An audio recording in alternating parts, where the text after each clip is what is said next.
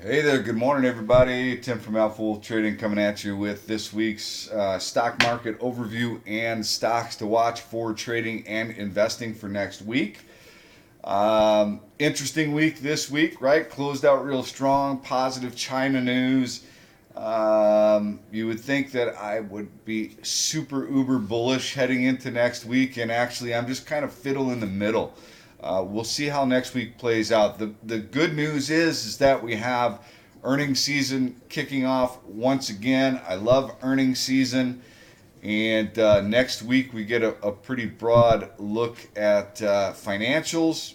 We've got a couple of big pharma companies that are reporting. We've got IBM, some big tech names, Honeywell. I mean, we've got some really big names reporting next week that I think will give us a better feel for where this market is headed. I think, the China news was good. I just don't know if it's already priced in. And there is still, in my opinion, some technical challenges that we face with a lot of the sectors and indexes. And I think earnings season is what is going to determine which way we go. I don't think it's going to be, this China deal. I think the China deal was nice, but it's not a complete deal, and there's still a lot of work ahead. We'll see how this all plays out. They still got this impeachment stuff and all that stuff going on. I still think that the markets have some stuff to try and deal with, but I think the most important thing is going to be earnings and earnings guidance. So that's starting this week, and we'll get to the stocks that I have on my radar in a minute. Let's take a look at the economic calendar and see what we've got coming up for next week. This was the list of stocks that I had on for the pro members last week. Had some pretty decent movers in there. But let's take a look at the economic calendar. We've got retail sales on Wednesday, retail sales ex autos, business inventories, home builder index, and the beige book. So that could be interesting. Thursday, we've got weekly jobs claims, housing starts, building permits, and industrial production, Philly Fed Index. So we've got a few things that could move the markets from an economic data standpoint. Not a huge calendar there. I think mostly what we're going to be looking at is earnings. That is going to be center stage. All right, so let's take a look at the indexes themselves. Hold on a second here. So J-Dust, gold, I think we need to keep an eye on gold, right, if the markets pull back, see if there's that flight to safety. I thought, and if gold happens to break down, J-Dust, those could be short-term trading opportunities. IBB, so, this is what I was talking about with, we still have some work to do, right? So IBB caught a little bit of a bounce. This has been a pretty challenged space. It's below a declining 50-day moving average. I think IBB biotech still looks like it's under pressure, right? We need to get back above the 50-day. We need to have a rising 50-day moving average as opposed to a declining 50-day moving average. We need to get back above the 200-day. A lot of work to do before you can get real positive on the biotech space. IWM, we did have a nice little bounce on Friday, but we've got a 50-day that crossed below the 200-day moving average, and we just barely held on to an area of potential support. So we have a lot of work to do before you get real comfortable with the small caps, being in a position of strength. We need to get back above this area of resistance. We need to have a rising 50-day moving average. We need to have a golden cross instead of a death cross. There's a lot of stuff here for me to be still concerned about.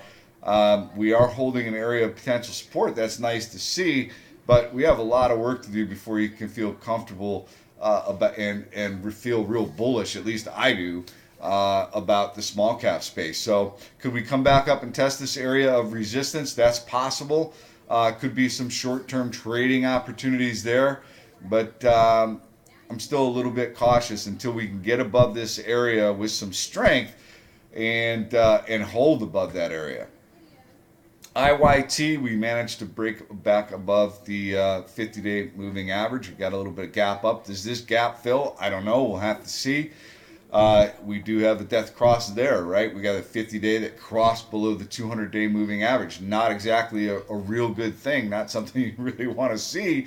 Can we, continue to move higher? Absolutely. Let's see if we can get back up into this area where there's some potential resistance, but we need to take that area out before we can feel pretty comfortable that the bulls are really in control and it's not just a short-term pop. JDST, that's the three-time bear gold ETF. If gold rolls over, this could be a short-term trading opportunity. And the same thing on the flip side. If gold starts to pop, Nugget, you could have an opportunity there, short-term trading opportunity as well. QQQs, so back above the 50-day, got a gap here potentially that could fill, right, to the downside, coming up into an area of potential price resistance, all-time highs, right? It'll be interesting to see what happens next week with IBM and Netflix, right? Netflix has been a stock. It's actually one of the stocks that I'm keeping that is on list of stocks to watch for you guys this week. I think that is a pretty important one, right? Last earnings call, that one got hit pretty hard. Let's see if this one. I'll tell you, I just watched El Camino. I think that's what it was called, El Camino, the Breaking Bad movie. I think I didn't see it was a great movie, and I would imagine they had quite a few viewers for that. We'll see. I'm sure they'll have something positive to say about that. But Netflix is definitely one I'm going to keep an eye on. SMH, so nice action in SMH last week, coming up into an area of potential resistance. This is one of the sectors that benefited off of the China news, right? Let's see if that gets any follow through. I think semis has been a space that has been a leader for a long time. I think if we continue to see strength in semis, then I think that bodes well for the overall market. Now we have Taiwan Semiconductor reporting that's this week, and I think that's important. Now Taiwan Semiconductor, though, that chart is starting to look a little extended, so maybe the good news is already priced in. But semiconductors looking strong. Let's see what happens next week. S&P 500 within a stone's throw of a all-time high, back above the 50-day moving average. I think that's good to see. Let's see if it can continue to hold up. And then will we stall again at this area of potential price resistance? We'll find out. TVIX, UVXY, volatility. Of course, we saw a pullback with the strength last week. I still, think you want to keep these on your radar just in case earnings, disappoint and we see some weakness in the markets. Then, if as earnings take center stage, if they are negative, I think you're going to see a rise in volatility. So you want to keep those on your radar for trading opportunities. Aerospace defense broke below the 50-day, popped back up, testing the 50-day as potential resistance. Let's see if we can get back above there. Aerospace defense has been one of the stronger sectors recently, pretty weak, but let's see if we can get back above the 50-day moving average and continue this trend upward. But aerospace defense is on my radar. Home builders at an area of potential resistance. Let's see if we can take out some new highs next week, but I wouldn't be surprised if we pull back a little bit here and retested this 50-day moving average. Building materials back above a declining 50-day moving average. Let's see if that holds or if we pull back and try to fill this gap. XLE Energy. Now, interesting. So there were a few sectors that looked very interesting to me, or at least when going through my scans, several names within sectors. Trucking was one that was kind of looking interesting to me. Shippers, which a lot of the shippers have already had a very nice move. We'll see if that continues. But that is a sector that was looking pretty hot. Chemicals and oil, actually, there were some that looking like they were getting kind of an interesting short-term trading opportunity type look in some of the charts there. Semis, of course, I mentioned that one. That was another one that kind of stood out to be another sector. Steel names could be another space to keep an eye on. And auto parts, several auto parts names that were looking interesting to me. And then, of course, the other sector that could benefit is agriculture, right? So, because that was really one of the big pieces from the China deal was ag, right? So we'll have to see if agriculture gets a little bit of a pop this week. But just a few things to throw out there for you to keep an eye on.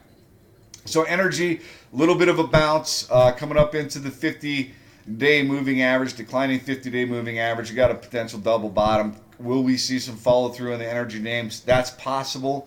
I think maybe you want to keep an eye on some of those names for short-term trading opportunities. Financials, of course, are going to be big this week, right? Back above the 50-day moving average. This is a big area of resistance. We'll see if earnings can push us through. That would be bullish for the space. XLI Industrials reclaiming the 50-day moving average. We'll see if we get any follow through. Names like Deere could benefit after the ag stuff, but we'll see. Industrials worth keeping an eye on. XLP. This has been flagging out for a while, holding on to the 50-day. If this breaks down and breaks this trend line, it could be problematic for consumer staples. It kind of looks like it's I don't know. It kind of looks like it's flagging here, getting ready to break one way or the other. We'll see which way that is, I think, fairly soon. Healthcare, trying to take out the 50-day, couldn't do it. Johnson & Johnson reporting this week could be interesting for that space. Consumer discretionary, back above the 50-day, coming up into an area of potential resistance. XOP, we got a double bottom here, got a little bit of a bounce.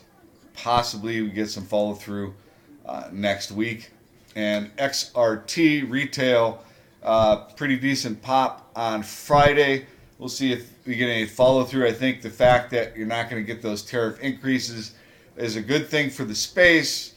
Let's see if this can get any follow through. I personally don't do retail, but it actually did get a pretty nice little pop off of the news. All right.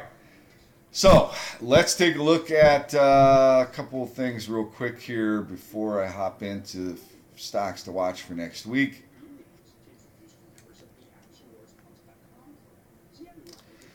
T2106, so the McClellan, we got down to this negative 190 area and bounced. We are not getting to the extremes to the upside yet, so there is still some potential for upside in the markets. T2107, 48, we're kind of fiddling in the middle right now. We're not extremely overbought, we're not extremely oversold, we're just kind of fiddle in the middle. And same thing with T2108. So we'll see where earnings take us next week. Let me pull a couple of stocks. So this was not these guys do not have earnings next week, but I pulled this off the list for the pro members as one of the trucking stocks that I happen to like the look of. Right, it's been had a nice little pop. It's been consolidating around the 50-day moving average. This is actually a fairly recent IPO, right? So 2018 IPO. Been in a downtrend for quite a while, kind of broke that long-term downtrend. It's been flagging out on the daily, right around the 50-day moving average. Got a little bit of a pop on Friday. Stochastic starting to curl up. MACD starting to curl. There's been insider buying in the 3 and change range. So I think it's Got an interesting look here, worth keeping an eye on for potential trading opportunity. Not sure when their earnings are. You make sure you check that out. Oh, hold on a second. These guys announced, I don't know, that was their last one. That was a year ago. So I'm not sure when these guys report earnings, but it's got an interesting look. Kind of got a reverse head and shoulders pattern on the daily here. You know, maybe it pops up into this 530 area, finds some resistance there. If you can take that out with some conviction, I think potentially you get a $6 test on USX. And like I said, there are several names within the space that have a pretty decent look. So worth keeping an eye on that. Team, these guys report, let's see, when do they report?